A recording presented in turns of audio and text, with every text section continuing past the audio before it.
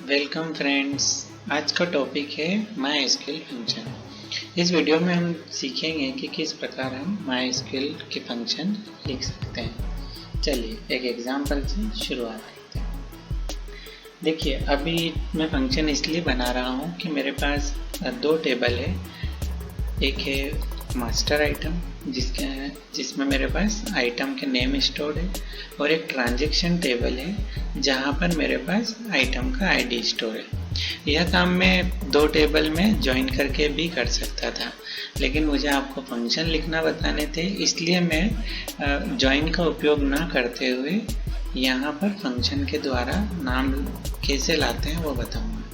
तो सबसे पहले हम यह देखेंगे कि हमें इस टेबल से डेटा लाना है। तो इस टेबल का कौन सा कॉलम लाना है? नेम, यानी कि हमें नेम को डिस्प्ले कराना है। और नेम का जो आधार है, जो प्राइमरी की है, वह क्या है? Item ID. तो मैं मेरे पास नोट कर लेता हूँ item name and item ID, और टेबल का नाम है एमएसटी आइटम। ठीक है। अब फंक्शन बनाने के लिए सबसे पहले आप यहाँ पर डेटाबेस पे क्लिक कर दीजिएगा। यदि टेबल पे क्लिक होगा तो यह ऑप्शन नहीं आएंगे। तो यहाँ पर मोर में जाकर आपको रूटीन सेलेक्ट करना है। ठीक है। यहाँ पर आप करेंगे एड रूटीन। यहाँ पर हमें बनाना है फंक्शन, इसलिए हम फंक्शन सेलेक्ट कर रहे हैं। हम अगले किसी टॉपिक में प्रोसीजर को क्लिक करेंगे। तो सबसे पहले हमें फंक्शन का नेम देना होता है कि ये फंक्शन क्या काम कर रहा है। हमेशा नाम ऐसा दें ताकि उसे पढ़कर समझ में आए कि इस फंक्शन का काम क्या है। मेरे फंक्शन से अपन बना रहे हैं कि आइटम का नेम लाना है, इसलिए हम नाम रख रहे हैं गेट आइटम नेम। यह मैंने नाम रखा। टाइप हम सिलेक्ट कर चुके हैं। अब आते हैं पैरामीटर। देखिए जब भी हम कोई फंक्शन बना रहे हैं तो हमें उसे कुछ वैल्यू देना होगी। उस वैल्यू से वो कुछ कैलकुलेशन करके या उस वैल्यू से वो कोई एसक्यूएल चला के आपको डेटा ला करके देगा, तो उसे हम बोलते हैं पैरामीटर। तो अब हमें जो यहाँ पर पैरामीटर पास करना है वह वही पास करेंगे जो ट्रांजैक्शन टेबल का हो। तो ट्रांजैक्शन टेबल में मेरे पास आइटम आईडी है, एक तरह से वह फॉरेन की ही है। तो मैं यहाँ पर जो भी नाम लेना हो तो मैं नाम लेता हूँ p_id।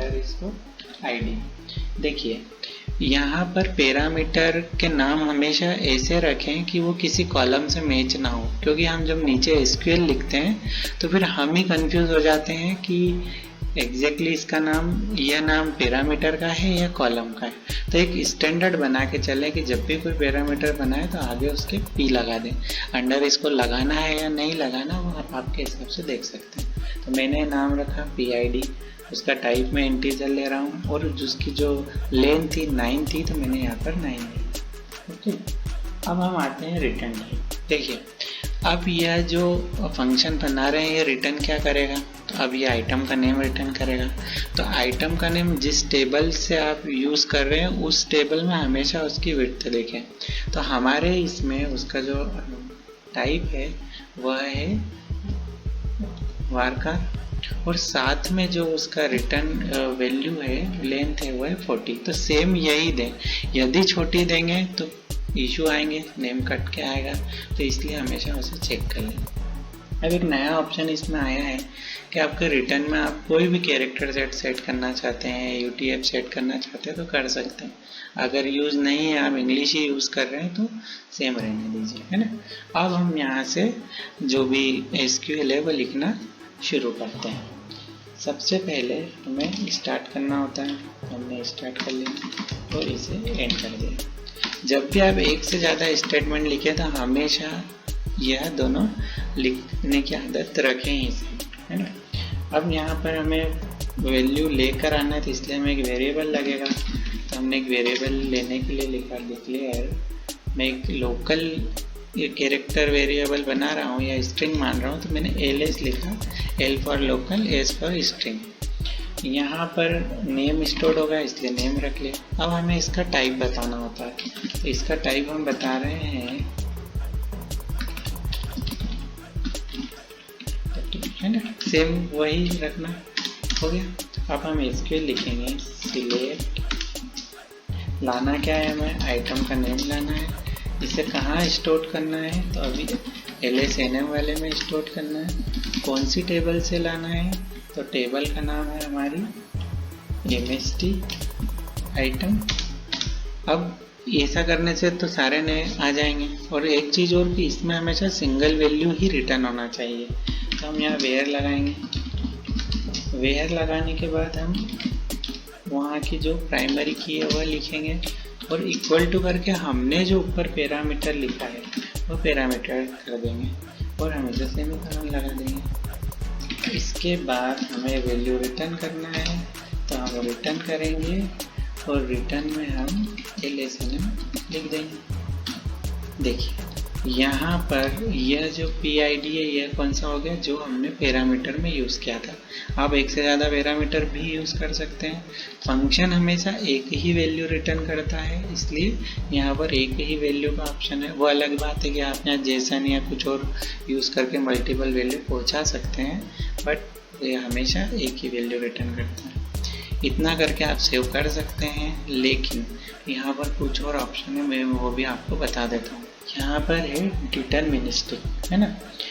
जो भी हम इनपुट दे रहे हैं उसके अनुसार अगर हमेशा आउटपुट सेम होता है तो हमें डिटरमिनिस्टिक लगाना होता है। देखिए समझते हैं, आपने इनपुट किया 1 और इस फंक्शन से आउटपुट निकला 4। आप जब भी 1 इनपुट दें, जब हमेशा अगर 4 निकले तो आप इसे डिटरमिनिस्टिक को यस कर दें, और यदि ऐसा नहीं हो तो फिर आप इस पर टिक ना लगाएं। ओके। दूसरा आता है डिफाइनर। ये एक तरह से सिक्योरिटी है कि जिस व्यक्ति ने इसे बनाया है उसके प्रिविलेज से एग्जीक्यूट हो, या फिर जो इसको एग्जीक्यूट कर रहा है उसके पास कौन से प्रिविलेज है। तो बाय डिफ़ॉल्ट आप इसे डिफाइनर ही रखें और इससे ही चलेगा। वो हम एडवांस लेवल जब समझेंगे तब इस ऑप्शन को देख लेंगे। इसके बाद एक नया फीचर और आया है SQL डेटा एक्सेस। देखिए यहाँ पर ये है कि हम क्या कर रहे हैं, हमने सिर्फ सिलेक्ट का यूज़ किया है, उसके अलावा हम किसी भी प्रकार के कोई मॉडिफिकेशन नहीं कर रहे हैं। तो हमेशा हमें यहाँ पर रीड से SQL डेटा करना है ना। ये आप कुछ गलत भी कर देंगे तो कोई फ़र्क नहीं पड़ेगा, लेकिन हमेशा अगर बन सके तो जो कर रहे हैं वो यहाँ पर लिख दें। अगर आप कोई भी SQL का स्टेटमेंट नहीं यूज़ कर रहे हैं तो आप नो SQL करें। यदि आप कुछ ऐसे स्टेटमेंट है जिनका यूज़ कर रहे हैं लेकिन सिलेक्ट, इंसर्ट, अपडेट, डिलीट नहीं कर रहे हैं तो आप ये वाला रख लें। अगर आप डाटा रीड कर रहे हैं तो यह वाला रीड SQL कर लें, और आप अगर इंसर्ट, अपडेट या डिलीट में से कुछ कर रहे हैं तो आप ये रख लीजिए। हम अभी रीड कर रहे हैं, हमने कर लिया। यदि आप इसके बारे में बताना चाहते हैं कि इस फंक्शन के से रिलेटेड कुछ लिखना चाहते हैं तो यहाँ पर लिख सकते हैं, अदरवाइज रहने दीजिए। ये ओके कर दिया। देखिए यह हमारा फंक्शन बन के रेडी हो गया। फंक्शन का नाम है गेट आइटम नेम। ओके, और इसमें पैरामीटर पास करना। अब इसे यूज़ कैसे करना है, तो पहली चीज़, यदि मुझे आइटम जो हमारी मास्टर टेबल है उसके आईडी के नाम पता है, देखिए मैं एक आईडी देख लेता हूँ। आइटम आईडी 3 पर है कंप्यूटर। ओके, अब मुझे इसके एग्जीक्यूट करने के लिए क्या करना होगा, SQL में जाऊँगा और यहाँ पर सिर्फ क्या लिखेंगे, सिलेक्ट, और उसके बाद उस फंक्शन का नाम, फंक्शन का जो नाम था गेट आइटम नेम, और यहाँ पर हमें पैरामीटर पास करना था। मैं पैरामीटर क्या देख के आया, 3, मैंने यहाँ पर 3 लिखा और इसे एग्जीक्यूट कर दिया। देखिए एग्जीक्यूट करने के बाद 3 नंबर पर कौन सा आइटम था, कंप्यूटर, वो आ गया। एक तरीका तो यह हो गया। दूसरा तरीका ये होता है कि यदि इसे किसी SQL के साथ लगाना हो तो हम क्या करेंगे, हमारी ट्रांजैक्शन टेबल है। ओके, ये इसकी SQL है। अब मैं यहाँ पर एक कॉलम और लाना चाहता हूँ, तो मैंने यहाँ लिखा कॉलम, कॉमा, और मैंने लिखा गेट आइटम नेम, और यहाँ पर अब मुझे वो वैल्यू पहुँचाना है। अब इस टेबल में उसका नाम क्या है, आइटम आईडी, तो मैं यहाँ क्या करूँगा, आइटम आईडी को पास कर दूँगा, और यहाँ पर हम उसका नाम दे देंगे आइटम नेम। ओके, और अब हम इसे एग्जीक्यूट कर देते हैं। अब देखिए आपकी जो टेबल थी वह सब कॉलम आ गए, साथ में एक नया कॉलम आ गया, और आपको किसी भी तरह का जॉइन भी नहीं लगाना रहा। अब फंक्शन लिखने का सबसे बड़ा फ़ायदा ये है कि बाद में अगर आपको इसमें कुछ भी चेंज करना हो तो आप इस फंक्शन को ओपन करेंगे, इसमें चेंज कर देंगे। तो जहाँ जहाँ भी आपने इस फंक्शन को उपयोग में लिया होगा हर जगह पर एक साथ ही चेंज आ जाएंगे। तो एक तरह से देखा जाए तो मेंटेनेंस के समय हमें फंक्शन बहुत फ़ायदा देते हैं। अब हमने फंक्शन बनाना तो सीख लिया। अब मान लीजिए कभी फंक्शन में कुछ चेंज करना हुआ तो जब भी आप कोई फंक्शन बनाएंगे तो यहाँ पर एक फंक्शंस करके एक ऑप्शन बढ़ जाएगा। अब यहाँ पर क्लिक करेंगे तो आपको सभी फंक्शन के नाम दिखाई देने लगेंगे। आप उस पर क्लिक करेंगे तो जो आपने फंक्शन बनाया था वह खुल के सामने आ जाएगा। अब अगर आप कुछ भी चेंज करना चाहते हैं तो यहाँ से चेंज कर सकते हैं। फंक्शन को डिलीट करने के लिए हमें यहाँ से ड्रॉप पे क्लिक करना होगा, जिससे यह फंक्शन डिलीट हो जाएगा। आशा है मुझे इस वीडियो से आपको फंक्शन क्रिएट करना, मॉडिफाई करना और फंक्शन को डिलीट करना आ गया होगा।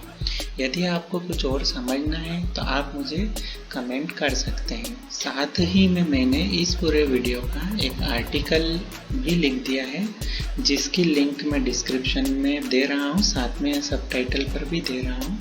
आप यहाँ से पूरा आर्टिकल रीड कर सकते हैं और यदि आपको फिर भी कुछ समझना हो तो आप कमेंट कर सकते हैं। मैं जब भी देखूँगा मैं आपको रिप्लाई कर दूँगा। Thanks for watching.